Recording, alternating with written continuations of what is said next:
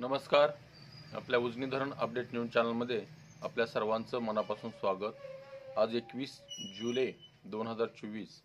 आज सकाळी उजनी धरणाची काय स्थिती आहे, दौंडचा विसर्गामध्ये किती बदल झाला आहे, बनगाडचा विसर्गामध्ये किती फरक पडला आहे, त्याचबरोबर वरच्या धरणाच्या पाणलोट क्षेत्रामध्ये पावसाची परिस्थिती काय आहे, त्या धरणाची साठवण क्षमता कितीने वाढलेली आहे, याबरोबर नीरा खोऱ्यातील धरणाची ही सर्व माहिती आपण घेणार आहोत.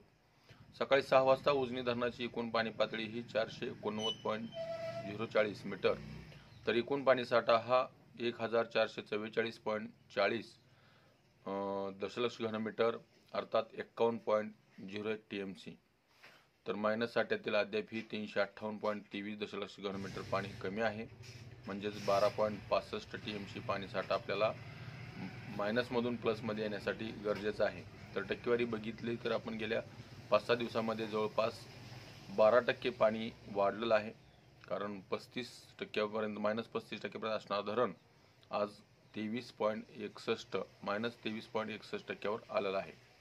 आणि दुसरी गोष्ट आनंदाची अशी की जो दौंडचा विसर्ग वाढला होता तो हळूहळू कमी होत गेला, परंतु काल रात्रीपासून त्या विसर्गामध्ये पुन्हा एकदा वाढ होण्यास सुरुवात झालेली आहे.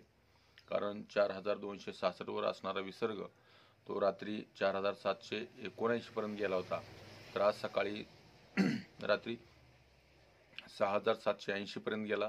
तर आज सकाळी तो विसर्ग 7954 म्हणजे जवळपास 8000 क्युसेकचा विसर्ग सध्याला दौंडमधून उजनीमध्ये मिसळतोय. बनगाडचा विसर्गही कमी झाला होता, पण त्यामध्येही वाढ होण्यास सुरुवात झाली आहे. त्याची आकडेवारी आपल्याला 8च्या नंतर येते. तर काल जवळपास 8000 क्युसेकचा विसर्ग आपला दौंडच्या दिशेने बनगाडमधून येतोय. त्यातच वरच्या धरणाच्या पाणलोट क्षेत्रामध्ये काल दिवसभरामध्ये चांगला पाऊस झालेला दिसतोय. त्यामुळे कलमोडे, वडविले ही धरणं जवळपास 100%च्या आसपास आलेली आहेत. 85%, 75% पर्यंत गेलेली आहेत. बाकीच्या धरणाची परिस्थिती चांगली आहे. खडकवासला ही 70%च्या पुढे गेलेला आहे.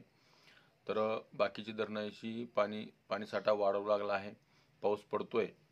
नीरा खोऱ्यातली सगळ्या धरणाची परिस्थिती चांगली आहे. पावसाचं वातावरण चांगलं आहे. सध्याला पाऊस तिथंही चालू आहे, परंतु त्या 5 धरणापैकी एकही धरण आणखी अद्याप 100%च्या आसपास गेलेलं नाही. नीरा देवधर या धरणाची फक्त परिस्थिती सगळ्यापेक्षा चांगली आहे. मात्र इतर धरणाची पाणी पातळी हळूहळू वाढते ही आनंदाची बाब आहेच. अशाच उजनीच्या ताज्या घडामोडीसाठी, ताज्या अपडेटसाठी आपल्या उजनी धरण अपडेट न्यूज चॅनलला लाईक करा, सबस्क्राईब करा, शेअर करा.